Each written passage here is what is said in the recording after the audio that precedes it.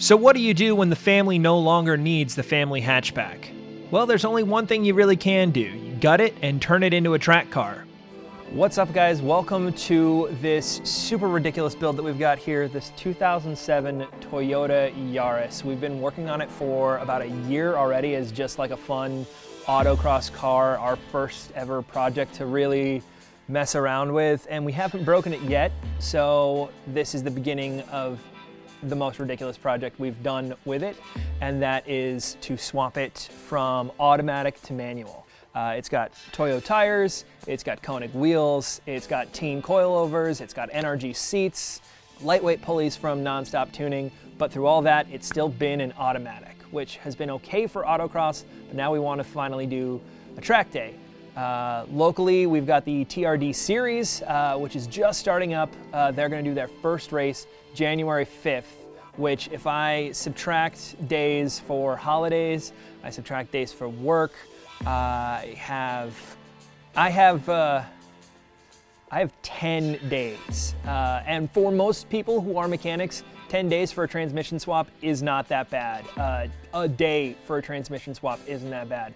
But let me make this abundantly clear. I don't know what I'm doing. This video will not be a tutorial. This won't be a how-to. This will be assurance for you that anyone can do this, even if they don't know anything. This might be the last time this car ever runs.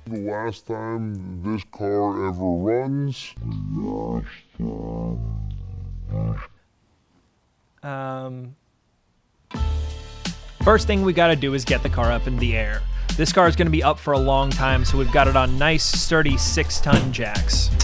We'll get the wheels off and battery out because we have a lot to do. Okay, so we've got a list of to-dos for the transmission swap here. This list is kind of put together across other tutorials on YouTube. I'll link all those down in the description below because once again, this is not a tutorial on how to do this, but so we've got a bunch of things to do. Some of them are a little scary. Some of them have multiple steps. Some of them I'm not entirely sure why I'm doing. I was just told to in a tutorial, and maybe I'll find out as we're going.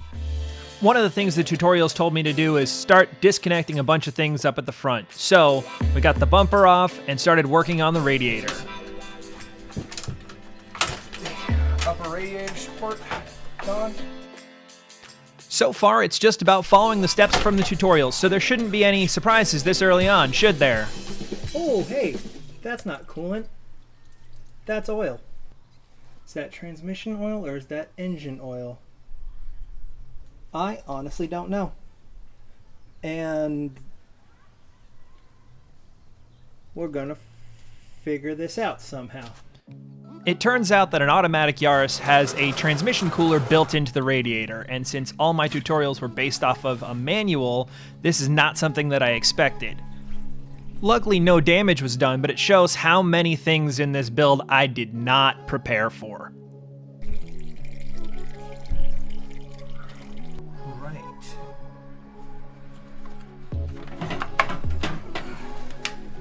So with that little scare out of the way, we managed to get the radiator and fan out, and finally we removed the starter motor and continued on with our checklist. But we've got a lot to do still.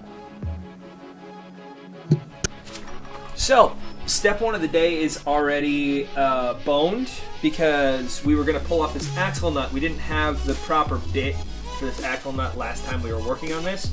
So I went out and bought a set of axle nut bits because I didn't know what size I needed. I figured I'd be safe and get a whole set. What I should have done was looked up exactly what I needed for this and just gotten that part, because the problem with these is that these are regular hex nuts or hex sockets, and they are not the star pattern that is here on this. So today is going to start with a trip to the parts store. And one very short round trip later, we've got the correct socket and we're ready to pull out our axles. This is one of the things that trips up a lot of first-time mechanics, though, is the unsure nature of how to do something properly. And removing an indexed nut is something that I was just not sure of how to do. It took me a little while to figure out that you just had to hit the damn thing.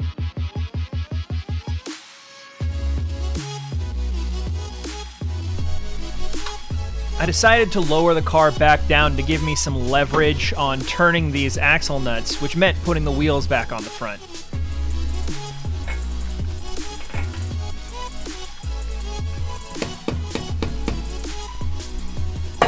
Oh, there we go. With the axle nuts broken loose, we could get the car back up in the air and remove the wheels.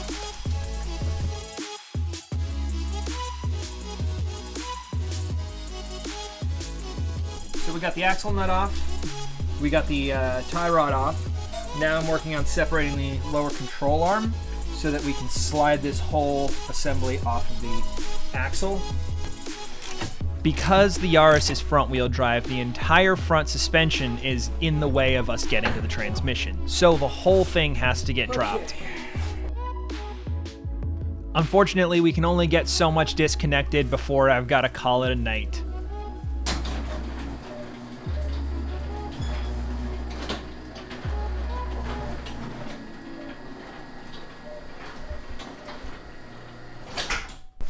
So this is our manual transmission.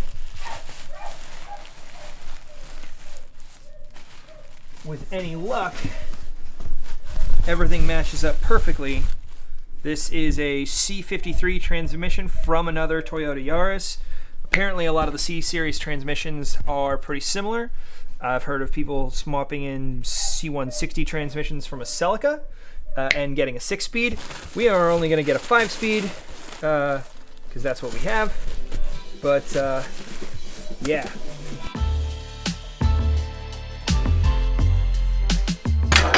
There we go. Whew.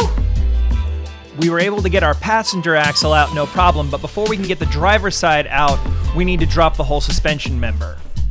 So before we're gonna do that, I'm gonna pull out the automatic shifter, since we're not gonna need that anymore. There we go. Yeah, didn't need it. No going back now. The brake pedal is one thing, but it looks like where the actual clutch pedal is going to need to mount is back here. We might need to actually drill the holes, because they might not be there. Well, we'll worry about that in a second. Before I start on the pedal box, though, we need to get the automatic transmission out, which means disconnecting all the sensors and making sure that this transmission is supported before I start pulling out any bolts. Now that the transmission is supported, I can get to work on removing the rest of the suspension front crossmember. Of course, all these bolts have been on for 160,000 miles, and some of them are a little tight. Fuck. Hey, you want to hand me that penetrating fluid? With a little ingenuity and definitely no help from my brother who was operating camera, we slowly started to get the suspension off of the car.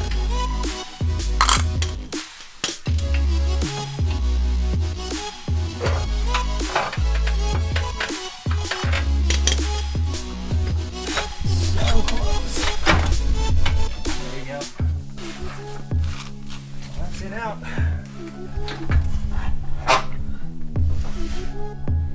Oh, shit, still connected to sway bars.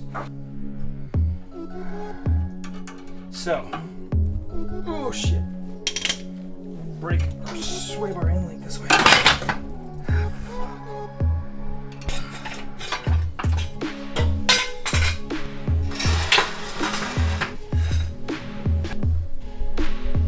I hate front-wheel drive cars. With our days nearly half gone and the transmission still in, we really needed to pick up the pace. So we got the upper transmission mount off and started working on supporting both the engine and transmission for the full removal.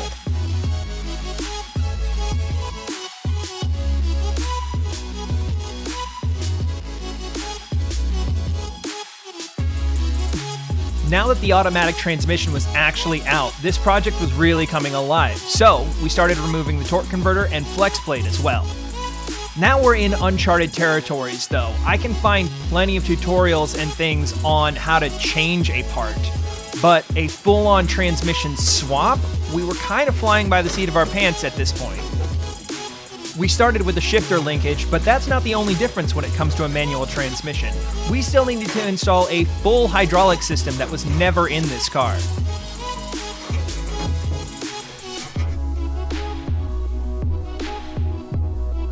This was starting to become too much of a job for one person, so my brother Sam, who's going to be driving the car, came down to help. Today, we're going to be removing the brake reservoir because the manuals have a slightly different brake reservoir, and we're going to figure out where we can mount the clutch master cylinder, which I think is behind the brake booster, which might mean that we have to get a new brake booster for the manual.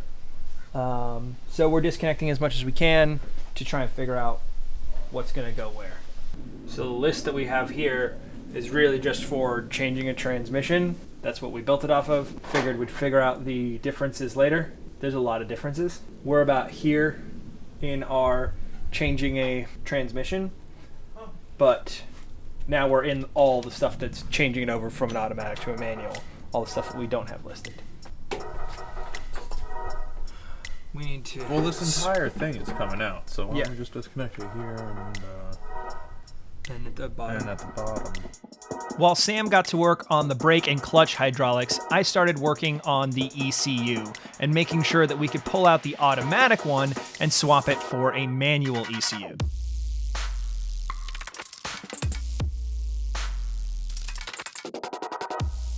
With two people working, we really started to pick up the pace. We got the clutch master cylinder in and swapped the reservoir. We were actually making up some good time until we ran into one thing that totally stumped us. One part that we had no idea was gonna be different. From the only junkyard manual Yaris within 50 miles, we've got this bracket. So it's slightly different. On the bottom, it'll fit the manual transmission instead of the automatic, and this bushing's okay. So we can put this in as is. So from that wrecked Yaris, we also managed to get our clutch lines that we were going to have to order. So I'm going to freshen this up a little bit and then drop this in. With the ECU, proper transmission mount, and hydraulic lines, this was now a manual Yaris. It was just waiting on a transmission.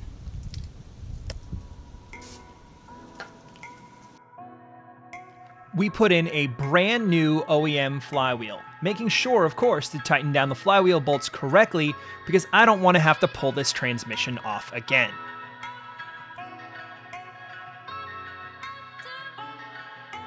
We also got a brand new ACT clutch kit, which is able to handle way more torque than this engine is ever going to make, but the pedal feel is going to be perfect for track. Okay, this is going to be it, the moment of truth. The transmission is finally ready to go in. We've got the clutch and the pressure plate and the flywheel and everything there already.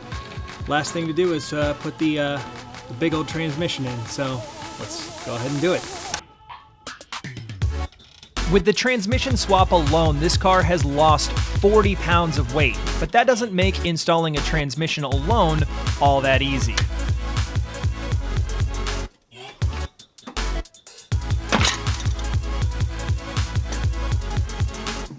After watching me struggle for a little while, my neighbor eventually came over and gave me the extra set of hands I needed to get this transmission in.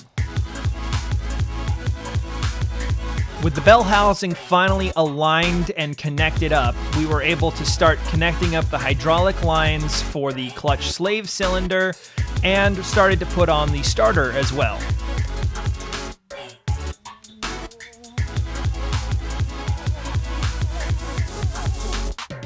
At this point, we were in assembly mode, just putting pieces back where we found them, but I wanted to get this engine started, so it was a matter of putting on only the pieces that we needed to make sure the engine turned over.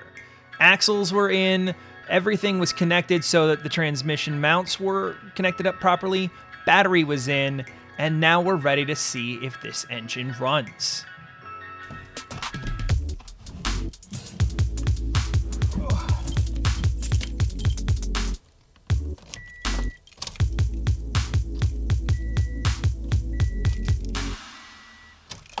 does not start at all.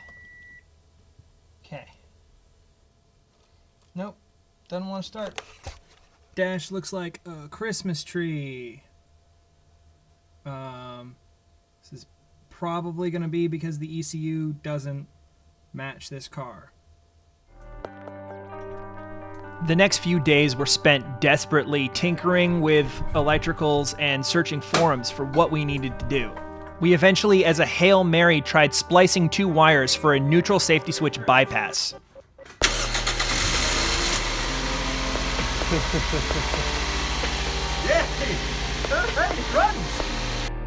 The engine turning over, it was time to get this car back on the ground. After a month of uncertainty, we finally had a running 5-speed manual Toyota Yaris.